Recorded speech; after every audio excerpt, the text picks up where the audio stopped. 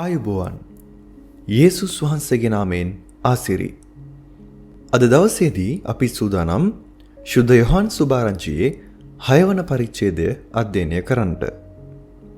පළමු පදයේ සිට.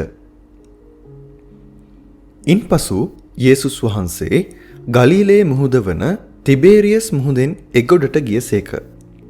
මහත් සමූහයක් උන්වහන්සේ අනුව ගියෝය. මක්නිසාද රෝගීන් කෙරෙහි උන්වහන්සේ විසින් දැක් වූ ලකුණු ඔවුහු දුටුවෝය. යේසුස් වහන්සේ කන්දට නැගී තමන් ගෝලයන් සමග එහි වැඩහුන් සේක. යුදෙව්වරුන්ගේ මංගල්‍ය වූ පාස්කුව ළංව තිබුණේය. යේසුස් වහන්සේ ඇස් ඔසවා තමන් ළඟට මහත් සමූහයක් එන බව දැක මොවුන්ට කන්ට දෙන්න අපි කොතැනින් රොටි මිලයට ගනිමුදයි පිලිප්ගෙන් ඇසූ සේක. තමන් කරන්ට යන්නේ කිමෙක්ද කියා තමන්ම දැනගෙන ඔහු සෝතිසි කරන පිණිස මෙසේ කීසේක. පිලිප් උන්වහන්සේට උත්තර දෙමින් එකිනෙකාට ටික ටිකවත් ලැබෙන පිණිස මසු 200ක රොටිත් ඔවුන්ට මදියයි කීවේය. උන්වහන්සේගේ ගෝලයන්ගෙන් එක්කෙනෙක් වූ සීමෝන් පේතෘස්ගේ සහෝදර වූ අන්ද්‍රු උන්වහන්සේට කතා කොට යව රොටි 5ක්ද කුඩා මසුන් 2 දෙනෙක්ද ඇති ළමයෙක් මෙහි සිටී. නමුත් මෙපමණ දෙනෙකුට ඒවා මොකක්දයි කීවේය. මිනිසයන් හිඳුවන්නයි යේසුස් වහන්සේ කීසේක. එතෙන්හි බොහෝ තනකොළ තිබුණේය. මෙසේ ගණන් වශයෙන් 5000ක් පමණ පුරුෂයෝ හිඳගත්තෝය. එවිට යේසුස් වහන්සේ රොටිගෙන ස්තුති කොට ඉඳගෙන උන්නවුන්ට බෙදා දුන්සේක. එසේම මසුන්ගෙන්ද ඔවුන්ට කැමැති පමණ දුන්සේක. ඔවුන් තෘප්තියට පැමිණි කල කිසිවක් නැති නොවන පිණිස ඉතිරි වූ කැබැලි එකතු කරන්නේයි උන්වහන්සේ තමන් ගෝලයන්ට කීසේක. මෙසේ මිනිසයන් කාලා යව රොටි 5න් ඉතිරි වූ කැබැලි එකතු කොට පැස් 12ක් පුරවා ගත්තෝය. එබැවින් ඒ මිනිසයෝ උන්වහන්සේ විසින් කළා වූ මේ හාස්කම දැක සැබෑවටම මුන්වහන්සේ ලෝකයට එන්නා වූ අනාගත වක්තෘමයයි කීවෝය. මේ සිදුවීම තුළ අපි දකිනවා යේසුස් වහන්සේගේ ඊටමත් සුප්‍රසිද්ධ හාස්කමක් වූ 5000කට කන්න දීම කියන ඒ හාස්කම විස්තර කරලා තියෙන ආකාරය. ඉතින් අපි මෙතනදී දකිනවා යේසුස් වහන්සේ ගලිලේ මුහුද වන තිබේරියස් මුහුදෙන් එගොඩට ගියාට පස්සේ මහා සෙනගක් උන්වහන්සේ අනුව උන්වහන්සේගේ පසුපසින් ඇවිල්ලා තියෙනවා.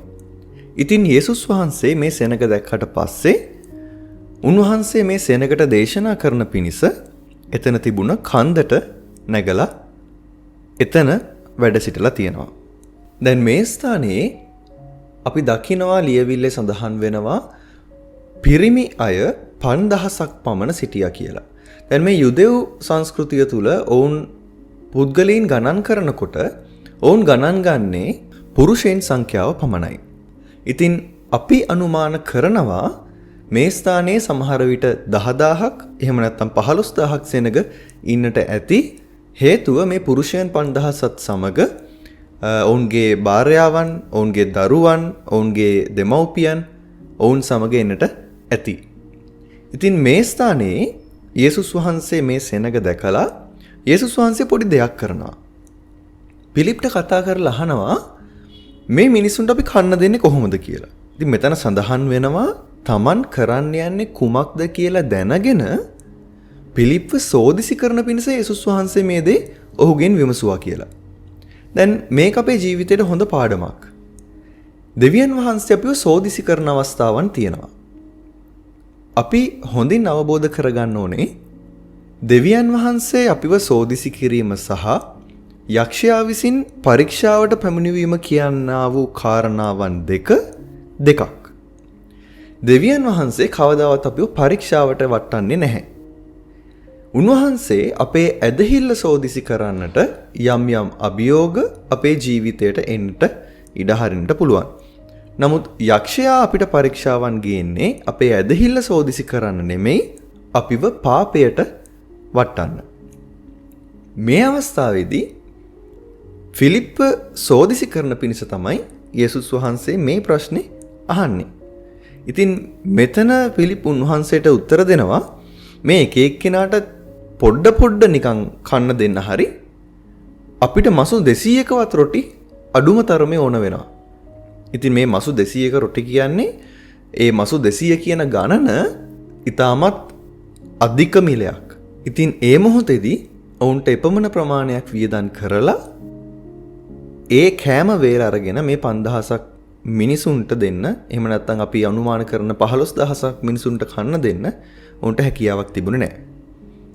හැබැයි මේ අවස්ථාවේදී අන්ද්‍රු පේතෘස්ගේ සහෝදරයෙක් වෙච්ච අන්ද්‍රු එක ළමයෙක් හොයා ගන්නවා.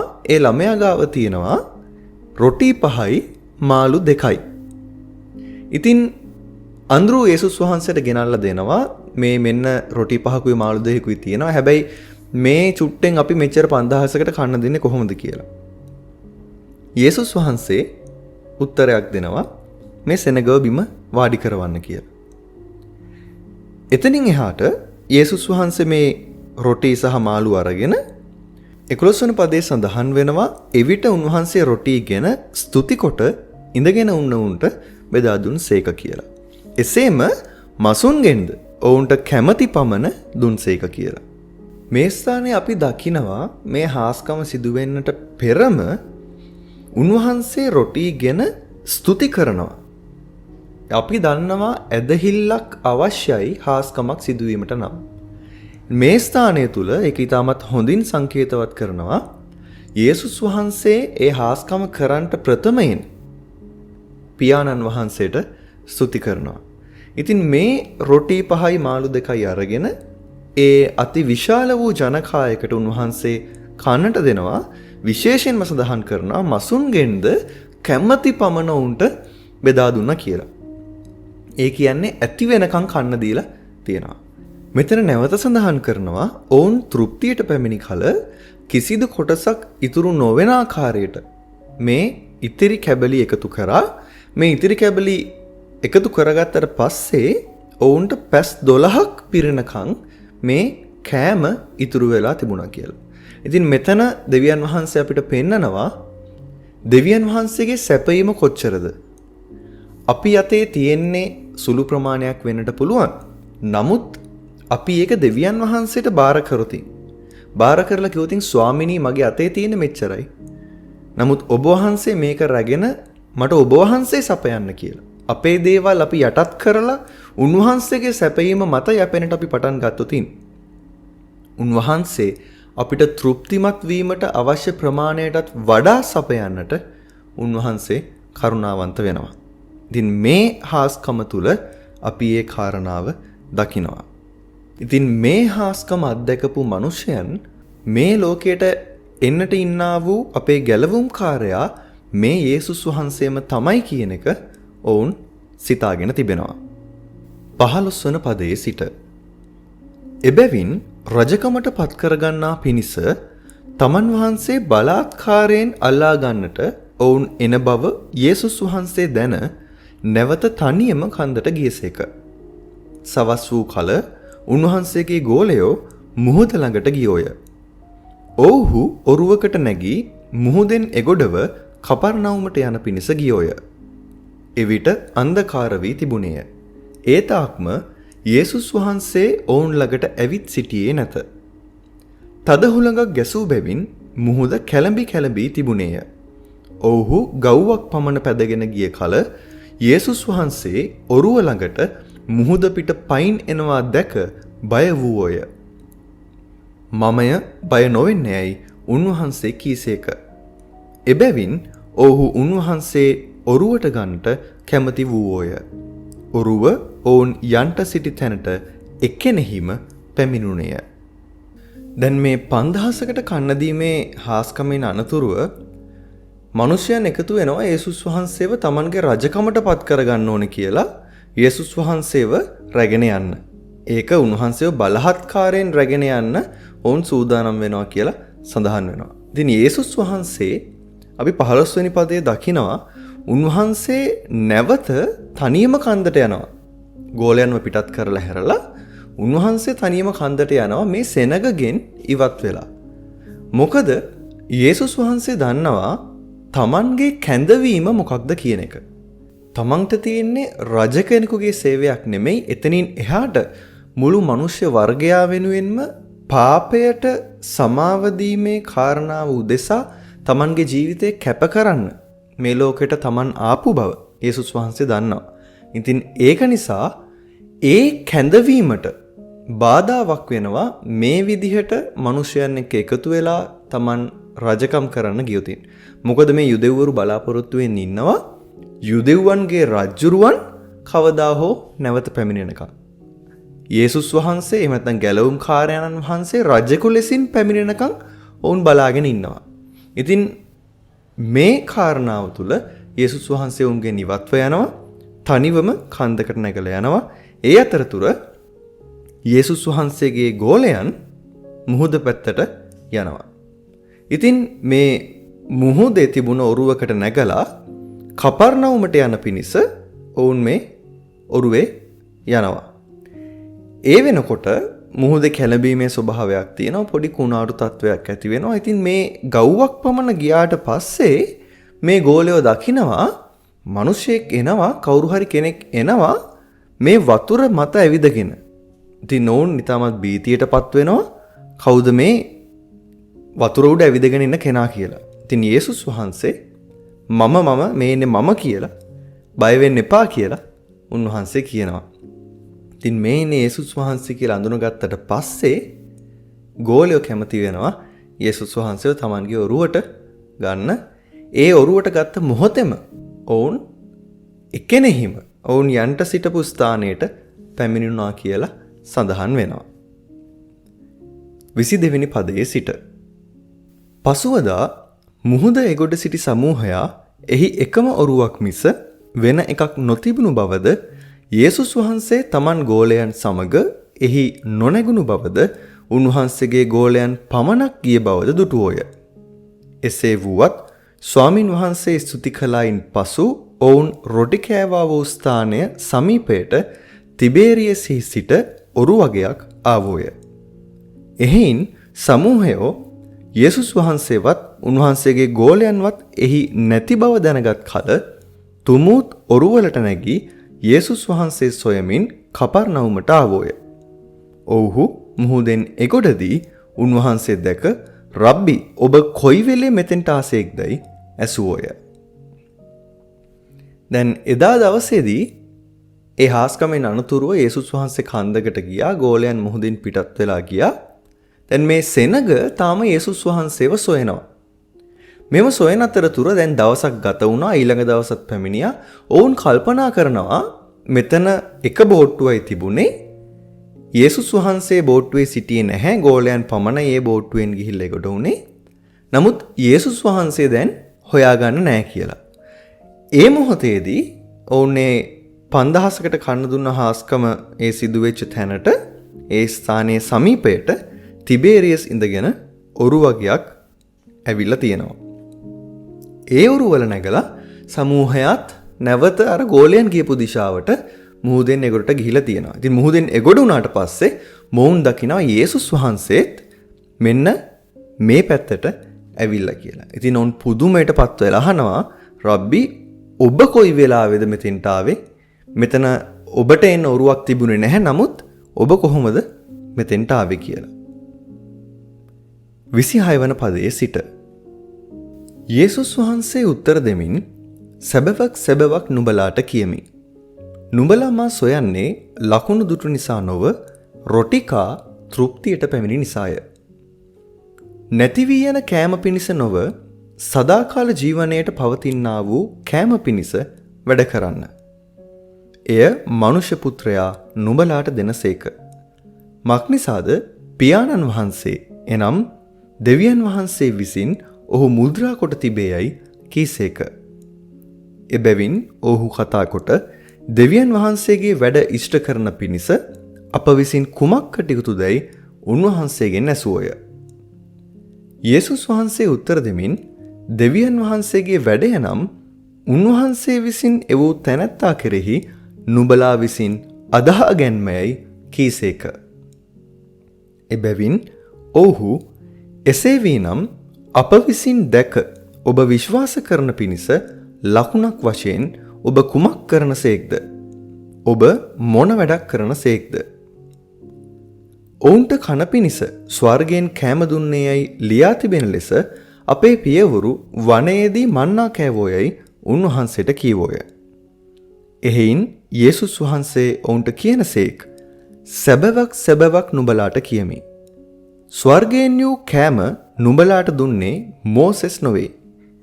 නමුත් ස්වර්ගයෙන් පැමිණෙන සැබෑ වූ කෑම මාගේ පියාණන් වහන්සේ නුඹලාට දෙනසේක. මක් නිසාද දෙවියන් වහන්සේ දෙන කෑම නම් ස්වර්ගයෙන් බැස ලෝකයාට ජීවනය දෙන කෑමයයි කීසේක. එබැවින් ඔවුහු ස්වාමිනී ඒ කෑම නිතරම අපට දුන මැනවයි කීවෝය. දැන් මේ විදිහට සෙනග යේසුස් වහන්සේව හොයාගෙන ඇවිල්ලා ඔබතුමා කොහෙද හිටියේ කොහොමද මෙතෙන්ට ආවේ කියලා ප්‍රශ්න කරනකොට යේසුස් වහන්සේ උන්ගේ හදවත් දැකලා යේසුස් වහන්සේ මෙන්න මෙහෙම දෙයක් කියනවා. ඕගොල්ලෝ මාව සොයන්නේ මම කරපු හාස්කම් නිසා නෙමෙයි, මම දුන්න ආහාර කාලා ඕගොල්ලෝ තෘප්තියට පැමිණි නිසා කියලා. ඉතින් උන්වහන්සේ කියනවා ඕගොල්ලෝ මේ తాවකාලික තෘප්තියකට සීමා වෙන්නේ නැතුව මේ කෑම හොය යන්නේ නැතුව ඔබ සදාකාල ජීවනයේට අවශ්‍ය වන්නා වූ ආහාර සොයමින් යන්න කියලා. ඉතින් මේ සෙනගහනවා මේ සදාකාල ජීවනයට අවශ්‍ය දේ ලබන්න නම් දෙවියන් වහන්සේගේ කැමැත්ත කරන්න නම් අපි මොකක්ද කරන්න ඕනි කියලා. ඉතින් යේසුස් වහන්සේ උන්ට පැහැදිලිවම කියනවා දෙවියන් වහන්සේගේ වැඩය නම් උන්වහන්සේ වූ තැනැත්තා කෙරෙහි නුඹලා විසින් අදහා ගැනීමයි කියලා. ඉතින් මේ යේසුස් වහන්සේ කියන්නේ උන්වහන්සේ කෙරෙහි අදහාගත් අයට ගැලවීම ලැබෙනවා, ඔවුන්ගේ පාපයට සමාව තියෙනවා කියන කාරණාව. අපි ශුද්ධ යොහාන් සුභාරංචියේ 3 වන පරිච්ඡේදයේ 16 17 වල පදවලත් මේ කාරණාව දකිනවා. දෙවියන් වහන්සේ මේ ලෝකයට ප්‍රේම කරපු නිසා උන්වහන්සේගේ ඒකජාතක පුත්‍රයා මේ ලෝකයට එව්වා. එසේ කළේ උන්වහන්සේ කෙරෙහි අදහා ගන්නා සෑම දෙනම විනාශයටපත් නොවි සදාකාල ජීවනය ලබන පිණිසයි කියලා ඒ යොහාන් 3:16 සඳහන් වෙනවා. ඉතින් මේ කාරණාවම නැවත මෙතනදී යේසුස් වහන්සේ ඉස්මතු කරලා දක්වනවා. ඔබ කල යුතු ඔබේ කොටස යේසුස් වහන්සේ කෙරෙහි අදහා ගැනීම පමණයි. දැන් මේ කතාවෙන් පස්සේ මේ සෙනග යේසුස් වහන්සේගෙන් අහනවා, දැන් අපි ඔබව අදහා ගන්න නම්, ඔබ විශ්වාස කරන්න නම් ඔබ මොනවද අපිට දෙන ලකුණු? මොකද අපේ ආදීපියවරුනුත් ස්වර්ගයෙන් කෑම ලබලා තියෙනවා. දැන් ඒ කතාවට යේසුස් වහන්සේ උත්තර දෙනවා, ඔගොල්ලෝ හිතන් හිටියට ඔයාලට ස්වර්ගයෙන් කෑම අරන් දුන්නේ මෝසස් කියලා. මෝසස් නෙමෙයි. ඒ කියන කාරණාව මොකක්ද? මෝසස් ඔවුන්ව නායකත්වයේ දීගෙන රැගෙන ආවට ස්වර්ගයේ සිට කෑම දෙන්නේ දෙවියන් වහන්සේ. ඒ සැපයීම ස්වර්ගික සැපයීමක්. නමුත් ඔවුන් හිතනවා මෝසසුත් ඒක කරා. දැන් ඔයත් අපිට කන්න දෙනවා. හැබැයි ඔයා අපේ ගැලවුම්කාරයා කියන එක අපි කොහොමද දැනගන්නේ කියලා. එතනදී නැවතත් යේසුස් වහන්සේ සඳහන් කරනවා දෙවියන් වහන්සේ දෙන කෑම නම් ස්වර්ගයෙන් බැස ලෝකයාට ජීවනය දෙන කෑමයි කියලා. ඉතින් මේ කියන්නේ යේසුස් වහන්සේ තමන් ගැන. අපි යේසුස් වහන්සේ සිහිවීම පිණිස අපේ දේවස්ථානවල අපි රාත්‍රී භෝජන සංග්‍රහය භුක්ති විඳිනවා. අපි උන්වහන්සේගේ මාංශය සංකේතවත් කරමින් රොටි කඩනවා. උන්වහන්සේගේ රුධිරය සංකේතවත් කරමින් මුද්‍රික පානය කරනවා. මේ කාරණාව තමයි උන්වහන්සේ මෙතන සඳහන් කරන්නේ.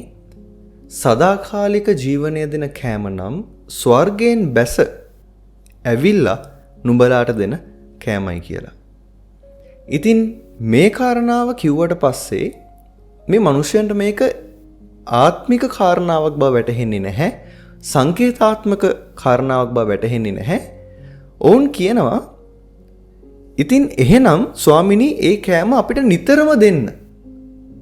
එහෙම කියලා. දැන් මේ කාරණාව අපිට යම්කිසි හුරු බවක් දැනෙනවා.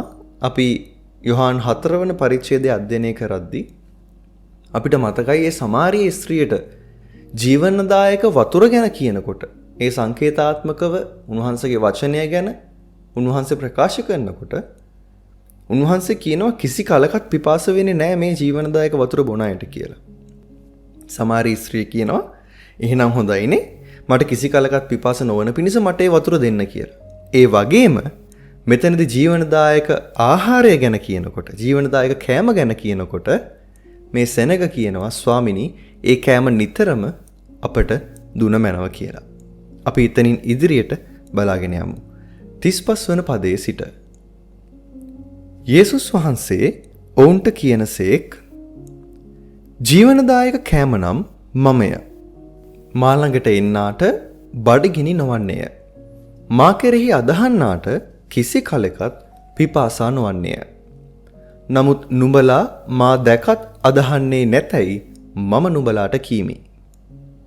පියාණන් වහන්සේ මට දෙන සියල්ලෝම මා වෙතට එන්නෝය. මා ළඟට එන තැනැත්තා මා විසින් කිසිසේත් අහක දවන්නේ නැත. මක් නිසාද මා ස්වර්ගයෙන් බැස ආවේ මාගේ කැමැත්ත නොව මා එවූ තැනන් වහන්සේගේ කැමැත්ත කරන පිණිසය. මා එවූ තැනන් වහන්සේගේ කැමැත්ත නම් උන්වහන්සේ මට දුන් සියල්ලෙන් කිසිවක් නැතිවෙන්ට නෑර. මා විසින් අන්තිම දවසේදී එය නැගිටුවීමය. මක් නිසාද මාගේ පියාණන් වහන්සේගේ කැමැත්ත නම් පුත්‍රයාණන් බලා ඔහු කෙරෙහි අදහන්නා වූ සෑම දෙනම සදාකාල ජීවනය ලැබීමය.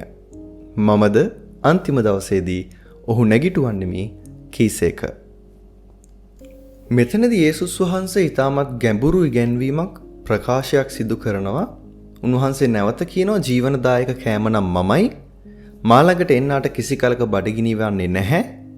මා කෙරෙහි අදහන්නාට කිසි කලකත් පිපාසා වෙන්නේ නැහැයි කියලා.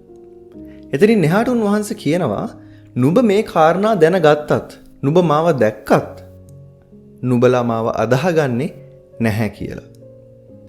ඒත් එක්කම උන්වහන්සේ එක පොරොන්දුවක් අපිට දෙනවා. ඒ තමයි පියාණන් වහන්සේ උන්වහන්සේට දෙන හැම කෙනෙක්ම උන්වහන්සේ අහක දාන්නේ නැහැ කියන පොරොන්දුව උන්වහන්සේ අපිට දෙනවා.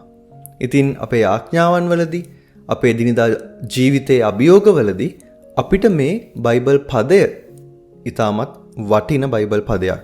වටින බයිබල් පොරොන්දුවක්. මොකද උන්වහන්සේ අපිට පොරොන්දු වෙනවා. උන්වහන්සේ ළඟට ආපු අපිව කිසිසේත්ම උන්වහන්සේ අහක දාන්නේ නැහැ කියලා. මෙතනින් එහාට උන්වහන්සේ දිගින් දිගටම නැවත එකම කාරණේ ප්‍රකාශ කරමින් යනවා. උන්වහන්සේ කියනවා මම ස්වර්ගයෙන් බැසාවේ පොළවේ කාරණා කරන්න නෙමෙයි. නමුත් මා වූ තැනන් වහන්සේගේ කැමැත්ත ඉටු කරන පිණිස කියලා.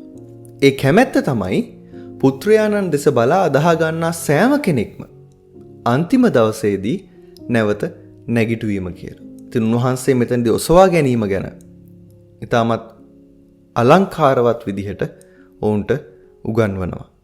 ඉතින් උන්වහන්සේ පොරොන්දුවක් දෙනවා පුත්‍රයාණන් දෙස බලා ඔහු කෙරෙහි අදහන්නා වූ හැම කෙනෙක්ම සදාකාලයේ ජීවනය ලබන පිණිස ඔවුන්ව උන්වහන්සේ අවසානයේදී නැගිටුවන්නට යනවා. ඔවුන් ඔසවා ගන්නට යනවා. අපි හැම කෙනෙක්වම උන්වහන්සේ අවසානයේදී උන්වහන්සේ ළඟට ගන්නට යනවා කියන පොරොන්දුව උන්වහන්සේ මේ අවස්ථාවේදී ඒ හැම කෙනෙක් ඉදිරියේ බලවත් ලෙස බලයෙන් යුතුව ප්‍රකාශ කරනවා. 41 වන පදයේ සිට එබැවින් ස්වර්ගයෙන් බැස්සා වූ කෑම මමයයි උන්වහන්සේ කී නිසා යුදෙව්වරු උන්වහන්සේ ගැන කොඳුරමින් මොහු යෝසප්ගේ පුත්‍ර වූ යේසුස් නොවේද? අපි මොහුගේ මව්පියන් අඳුනමුව. මම ස්වර්ගයෙන් බැස්සෙමි මොහු දැන් කියන්නේ කොහොමදයි කීවෝය. යේසුස් වහන්සේ උන්ට උත්තර දෙමින් නුඹලා අතරෙහි නොකොඳුරවන්න. මා වූ පියාණන් වහන්සේ විසින් අදිනු ලැබූ කෙනෙකුට මිස වෙන කිසිවෙකුට මා ළඟට එන්න බැරිය. මම අන්තිම දවසේදී ඔහු නැගිටුවන්නෙමි. සියල්ලෝම දෙවියන් වහන්සේ විසින් උගන්වනු ලබන්නෝයයි අනාගත වත්රුවරුන්ගේ ලියවිලිවල ලියා තිබේ.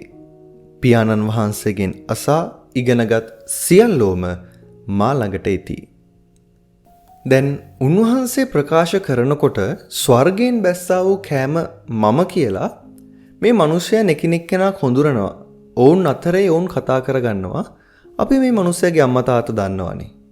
මේ අර යෝසප්ගේ මරියගේ පුතානේ. ඉතින් මොහු කොහොමද කියන්නේ ඔහු ස්වර්ගයෙන් බැස්සා කියලා.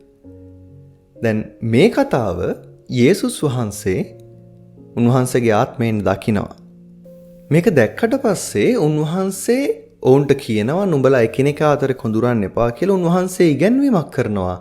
කුමක් ගැනද? ඔසවා ගැනීම පිළිබඳව. උන්වහන්සේ ඍජුවම කියනවා දෙවියන් වහන්සේ විසින් අදිනු ලැබූ කෙනෙකුට හැරෙන්න වෙන කිසි කෙනෙකුට මා ළඟට එන්නට බැහැ කියලා. ඉතින් උන්වහන්සේ කියනවා අන්තිම දවසේදී මා කෙරෙහි බලලා අදාහගත්ත ඔබව මම නැගිටවන්නට යනවා කියලා.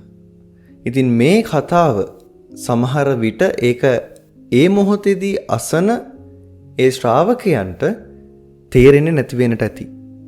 මොකද අපි අද ඔසවා ගැනීම ගැන දැනුවත් වුණාට අපි දේව වචනේ කියවලා තිබුණාට මේ හැම කාරණාවක්ම ඔවුන්ට අලුත් අමුතු කාරණාවන්. ඔවුන් පෙර අසා නොතිබුණු කාරණාවන් වෙන්න පුළුවන්. සමහර විට පරණ ගිවිසුම ඔවුන්ට කටපාඩම් ඇති, පරණ ගිවිසුම ඔවුන් ඉගෙනගෙන ඇති. නමුත් ඒ පරණ ගිවිසුම තුල සැඟවී තිබුණා වූ යම් කාරණාවන් ඔවුන්ට එළිදරව් නොවී තියෙන්නට ඇති. ඉතින් මේ කියන දේවල් යේසුස් වහන්සේගේ මේ ඉගැන්වීම් තේරුම් ගන්නට ඔවුන්ට යම් තරමක අපහසුතාවයක් ඒ කාලේදී තිබුණා. ඉතින් මේ නිසා යේසුස් වහන්සේ මේ සංකේත වලින් උගන්වන කාරණාවන් අහද්දී මොවුන් ඊටමත් වියරුභාවයට පත්වෙච්ච අවස්ථාවනුත් අපිට ඉදිරියේදී දැක ගන්නට පුළුවන්. 46 වන පදයේ සිට එසේ වී නමුත් දෙවියන් වහන්සේ වෙතින් ආතැනැත්තා මිස අන් කිසිවෙක් පියාණන් වහන්සේ නොදුටුවේය. ඔහු වනාහි පියාණන් වහන්සේ දුටුවේය. සැබෑවක් සැබෑවක් නුඹලාට කියමි. අදහන්නාට සදාකාල ජීවනය ඇත්තේය. ජීවනදායක කෑම මමය. නුඹලාගේ පියවුරු වනයේදී මන්නා කෑවෝය. නමුත් ඔව්හු මලෝය. මේ කෑම නම් එයින් කන කවුරු නමුත් නොමැරෙන පිණිස ස්වර්ගයෙන් බැස එන්නා වූ කෑමය. ස්වර්ගයෙන් බැස ආවා වූ ජීවනදායක කෑම මමය. යමෙක් මේ කෑමෙන් කෑවොතින් ඔහු සදාකල් ජීවත් වන්නේය. එසේය ලෝකයාගේ ජීවනය පිණිස මා විසින් දෙන්නා වූ කෑම නම් මාගේ මාංශයයි කීසේක. දැන් යේසුස් වහන්සේ මේ දක්වන්නේ සංකේතයක්. උන්වහන්සේ අනාගතයේ අපිට දෙන්නට යන්නා වූ නියමයක් පිළිබඳවයි උන්වහන්සේ මේ කතා කරන්නේ. මොකක්ද ඒ නියමය? අපි වර්තමානයේදී සිදු කරන්නා වූ රාත්‍රී භෝජන සංග්‍රහයේ ඒ චාරිත්‍රමය නියමය. නමුත් මේ කාරණාව යේසුස් වහන්සේ ප්‍රකාශ කරනකොට ජීවනදායක කෑම නම් මාගේ මාංශයයි කියලා මේ සෙනගට ඒ අදහස යන්නේ යේසුස් වහන්සේගේ මාංශය අනුභව කිරීමෙන් ඔවුන්ට සදාකාල ජීවනය ලැබෙනවා කියලා. ඉතින් ඔවුන් තේරුම් ගන්න මේ විදිහට අපි බලමු මෙතනින් එහාට ඔවුන් මොන වගේ ප්‍රතිචාරයක්ද දක්වන්නේ කියලා. 52 වන පදයේ සිට එබැවින් යුදෙව්වරු ඔවුනොවුන් අතරේ වාද කරමින් කන පිණිස තමාගේ මාංශය අපට දෙන්න මොහුට පුළුවන් කොහොමදයි කීවෝය. ඒ නිසා යේසුස් වහන්සේ ඔවුන්ට කියනසේක් සැබෑවක් සැබෑවක් නුඹලාට කියමි. නුඹලා මනුෂ්‍ය පුත්‍රයාගේ මාංශ නොකනවා නම් ඔහුගේ ලේ නොබොනවා නම් නුඹලා තුලම ජීවනය නැත. මාගේ මාංශය කන්නා වූ මාගේ ලේ බොන්නා වූ අයට සදාකාල ජීවනය ඇත. මම අන්තිම දවසේදී ඔහු නැගිටවන්නෙමි. මක්නිසාද මාගේ මාංශය සැබෑ වූ කෑමය. මාගේ ලේ සැබෑ වූ බීමය. මාගේ මාංශය කන්නා වූ මාගේ ලේ බොන්නා වූ තැනැත්තේ මා තුලෙහි පවතී. මමද ඔහු තුලෙහි පවතිමි. ජීවමාන පියාණන් වහන්සේ මා එව්වාක් මෙන්ද මා පියාණන් වහන්සේ නිසා ජීවත් වන්නාක් මෙන්ද මා කන තැනැත්තේ මා නිසා ජීවත් වන්නේය. ස්වර්ගයෙන් බැස ආවා වූ කෑම මේය. පියවරුන් කාලා මැරුණාක් මෙන් නොව මේ කෑම කන තැනැත්තේ සදාකල් ජීවත් වන්නේයයි කීසේක. උන්වහන්සේ කපර්නවුමේ උගන්වමින් සිටිසේක් මේ කාරණා සිනගෝගයේදී කීසේක. ද නැවත අවස්ථාවකදී උන්වහන්සේ සිනගෝගයේදී උගන්වන කොටත් උන්වහන්සේ ප්‍රකාශ කරනවා උන්වහන්සේ තමයි ස්වර්ගයෙන් බැස ආවා වූ කෑම. උන්වහන්සේගේ මාංශය කන්ටත් රුධිරය පානය කරන්නටත් ඕනේ. එහෙම නැත්නම් නුඹට සදාකාල ජීවනය ලැබෙන්නේ නැහැ කියලා. ඉතින් මේ ප්‍රකාශය සිනගෝගයේදීත් උන්වහන්සේ ප්‍රකාශ කරනවා. ඒ වගේම කපර්නවුමේදීත් උන්වහන්සේ තනින් තන කරන්නා වූ ඒ ඉගැන්වීම් වලදී උන්වහන්සේ දිගින් දිගටම ප්‍රකාශ කරන බවක් අපිට මේ පදවලින් පේනවා. 60 වන පදයේ සිට එබැවින් උන්වහන්සේගේ ගෝලයන්ගෙන් බොහෝ දෙනෙක් ඒ අසා මේක තද කීමක්ය. ඒක අසන්ට පුළුවන් කාටදයි කීවෝය. ගෝලයන් ඒ ගැන කොඳුරන බව යේසුස් වහන්සේ තමන් තුළ දැන ඔවුන්ට කියනසේක්. මේක නුඹලාට බාධාවක්ද? එසේනම් මනුෂ්‍ය පුත්‍රයා පෙර සිටිය තැනට නගිනවා නුඹලා දුටුවොත් කිමෙක්ද? ජීවත් කරන්නේ ආත්මය. මාංශයෙන් කිසි ප්‍රයෝජනයක් නැත. මා නුඹලාට කී වචන ආත්මයද ජීවනයද වෙයි. නමුත් විශ්වාස නොකරන සමහරෙක් නුඹලා අතරෙහි සිටිති කීසේක. මක්නිසාද විශ්වාස නොකරන්නෝ කවුරුද කියාත් තමන් වහන්සේ පාවා දෙන්ට සිටියේ කවුද කියාත් යේසුස් වහන්සේ මුල පටන් දැන සිටිසේක. එහෙයින් උන්වහන්සේ කියනසේක් මාගේ පියාණන් වහන්සේගෙන් බලය ලැබූ කෙනෙකුට මිස අන් කිසිවෙකුට මා වෙතට එන්ට බැරි බව නුඹලාට කීවෙමි කීසේක. මේ නිසා එවක් පටන් උන්වහන්සේගේ ගෝලයන්ගෙන් බොහෝ දෙනෙක් පසුබට වී උන්වහන්සේ සමග තවත් නොහැසිරුණෝය. ඉතින් අපි මෙතනදී දකිනවා යේසුස් වහන්සේගේ මේ බරපතල ගැඹුරු ඉගැන්වීම් හමුවෙහි යේසුස් වහන්සේගේ ගෝලයන්ට මේක විශ්වාස කරන්නට අමාරු තත්වයක් හටගෙන තියෙනවා. දැන් මේ ගෝලයන් ගැන අපි කතා කරද්දී අපි ප්‍රධාන වශයෙන් කතා කරන ගෝලයන් 12 දෙනාට අමතරව යේසුස් වහන්සේට ගෝලයන් බොහොම රාශියක් ඒ කාලේ හිටියා. උන්වහන්සේ ඉගැන්වීම් කරගෙන යනකොට උන්වහන්සේගේ පසුපසින් උන්වහන්සේව අනුගමනය කරගෙන ආපු බොහෝ සෙනගක් උන්වහන්සේට හිටියා. දැන් මෙතන කතා කරන්නේ ඒ සම්පූර්ණම ගෝල සමූහයා ගැන. ඉතින් මේ ගෝලයන් එකිනෙක කෙනා කතා කරගෙන ඔවුන් කොඳුරනවා මේක මේ දරුණු කතාවක්.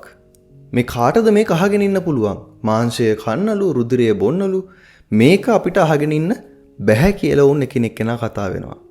ඉතින් මේ කාරණාව යේසුස් වහන්සේ තමන් තුල දැන, ඒ කියන්නේ යේසුස් වහන්සේ තමන්ගේ ආත්මයෙන් එක දැනගෙන යේසුස් වහන්සේ අහනවා මේ ඉගැන්වීම නුඹලට බාධාවක්ද? හැබැයි මේ සිටින මම නැවත ස්වර්ගයෙන් ආපු විදිහටම නැවත ස්වර්ගයට යනවා නුඹ දැක්කොතින් මොනවද කියන්නේ? එහෙමහල උන්වහන්සේ කියනවා මම කියපු හැම දෙයක්ම නුඹලාට ජීවනය දෙන්නා වූ වචන. නමුත් විශ්වාස නොකරන සමහර අය මේ සෙනග අතර ඉන්නවා, මේ ගෝලයන් අතර ඉන්නවා කියලා උන්වහන්සේ දන්න බවට උන්වහන්සේ කියනවා. මෙතන අපිට ඉඟියක් දෙනවා මක්නිසාද විශ්වාස නොකරනෝ කවුරුද කියාත් තමන් වහන්සේ පාවා දෙන්න සිටියේ කවුද කියාත් උන්වහන්සේ මුල සිටම දැනගෙන සිටියා කියලා. ඉතින් අපි දකිනවා මේ යුදස් ගැන මෙතන සඳහන් කරනවා උන්වහන්සේව පාවා දෙන්න සිටි බව මුල සිටම යේසුස් වහන්සේ දැනගෙන සිටියා. ඒ දැනගෙනම තමයි මේ යුදස් එක්ක එහෙම නැත්නම් මේ තමන්ගේ ඉගැන්වීම් විශ්වාස නොකරන ගෝලයන් එක්ව එකට හිඳමින් ඔවුන්ට ඉගැන්වීම් කරමින් ඔවුන්ගේ ආත්මික වර්ධනය ඒ වගේම ඔවුන්ගේ අවබෝධය උදෙසා මේ දේවල් උන්වහන්සේ කරන්නේ. ඔවුන් සමග එක්ව හාස්කම් කරගෙන යන්නේ.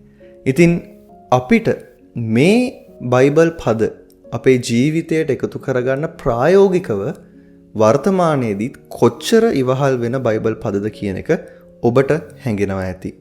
අපි කරන්නා වූ හැම දෙයක්ම අපේ ආකල්ප මොනවද? අපේ සිතුවිලි මොනවද? මේ හැම දෙයක්ම දැනගෙන යේසුස් වහන්සේ අදටත් අපිත් එක්ක ඉන්නවා. උන්වහන්සේ අපිට තාම අවස්ථාව දීලා තියෙනවා. අපි හැරෙන තැන්වල හැරෙන්න, උන්වහන්සේ දෙසට බලන්න ඕන තැන්වලදී බලන්න, අපි තවමත් උන්වහන්සේ ගැන දෙගිඩියාවෙන් ඉන්නවා නම්, මේ කාරණාවන් ගැන විශ්වාසයක් නැතුව ඉන්නවා නම්, තාමත් අපිට උන්වහන්සේ අවස්ථාව දීලා තියෙනවා. මක් නිසාද? උන්වහන්සේ කියනවා උන්වහන්සේ වෙතට එන කිසි කෙනෙක්ව උන්වහන්සේ අතහරින්නේ නැහැ කියලා. අපේ සිතුවිලි ආකල්ප මොනවා වුණත් උන්වහන්සේ කරුණාවන්තයි. අපිට උන්වහන්සේව, උන්වහන්සේගේ සදාකාල ජීවනය දෙන පිණිස අපිව තදින් අල්ලාගෙන ඉන්න. ඉතින් මේ කාරණා මේ විදිහට යේසුස් වහන්සේ උගන්වනකොට උන්වහන්සේගේ ගෝලයන්ගෙන් බොහෝ දෙනෙක් පසුබට වෙලා උන්වහන්සේව අනුගමනය කරන එක නැවැත්තුවා කියලා 66 වන පදයේ සඳහන් වෙනවා. 67 වන පදයේ සිට නුඹලාත් අහක් වයන්ට කැමතිදයි යේසුස් වහන්සේ 12ගෙන් ඇසූසේක. සීමෝන් පේත්‍රුස් උන්වහන්සේට උත්තර දෙමින් ස්වාමිනී අපි කාලඟට යමුද? සදාකාල ජීවනයේ වචන ඔබ වහන්සේට ඇත්තේය. අපිද ඔබ දෙවියන් වහන්සේගේ ශුද්ධ තැනන් වහන්සේ බව විශ්වාස කරගෙන දැනගෙන සිටිමුයයි කීවේය. යේසුස් වහන්සේ ඔවුන්ට උත්තර දෙමින් මා විසින් නුඹලා 12 දෙනා තෝරාගත්තා නොවේද? නමුත් නුඹලාගෙන් එක්කෙනෙක් යක්ෂයෙක් යයි කීසේක. මෙසේ කීවේ සීමෝන් ඉස්කාරියොත්ගේ පුත්‍ර වූ යූදස් ගැනය. මක් නිසාද 12 දෙනාගෙන් එක්කෙනෙක් වූ ඔහු උන්වහන්සේ පාවා දෙන්නට සිටියේය. දැන් ඉතින් මේ උන්වහන්සේ පිරිවරාගෙන යන සෙනග කීප දෙනා මේ උන්වහන්සේගේ ඉගැන්වීම් අවබෝධ කර ගැනීමට ඔවුන්ට අපහසු වීමත් සමග යේසුස් වහන්සේව හැරයන්ට පටන් ගන්නවා. ඉතින් මේ අවස්ථාවේදී යේසුස් වහන්සේ තමන්ගේ සමීපතම ගෝලයන් 12 දෙනා රැස් කරලා ඔවුන්ගෙන් අහනවා ඕගොල්ලොත් මාව දාලා යනවද කියලා. ඉතින් එතෙන්දී පේතෘස් උත්තර දෙනවා ස්වාමීනි අපි කවුරු ළඟට යන්නද? සදාකාල ජීවනයේ වචන තියෙන්නේ ඔබ වහන්සේ ළඟ. අපි විශ්වාස කරනවා සහ අපි දන්නවා ඔබ වහන්සේ ස්වර්ගයෙන් පැමිණියා වූ අපේ ගැලවුම්කාරයා කියලා. ඉතින් අපි කොහේ යන්නද කියලා පේතෘස් යේසුස් වහන්සේගෙන් පෙරලා ප්‍රශ්න කරනවා.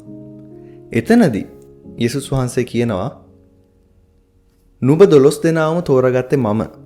හැබැයි නුඹලා 12 දෙනා අතර එක්කෙනෙක් යක්ෂයෙක් කියලා කියනවා. ඒ කියන්නේ යුදස් ඉස්කාරියොත් ගැන. යුදස් උන්වහන්සේව පාවා දෙන්න ඉන්න බව යේසුස් වහන්සේ දන්නා බව දෙවෙනි වතාවටත් මේ අවස්ථාවේදී උන්වහන්සේ ප්‍රකාශ කරනවා. ඉතින් මේ කාරණාවත් සමගින් සුද යොහාන් සුභාරංචියේ 6 වන පරිච්ඡේදය නිමාවටපත් වෙනවා. අපි නැවත 7 වන පරිච්ඡේදයෙන් හමු වෙමු. එතෙක් රැඳී සිටින්න බයිබලයේ සිංහලෙන් ඉගැන්වීම් මාලාවත් සමගින්. ඔබට ජේසු පිහිටයි.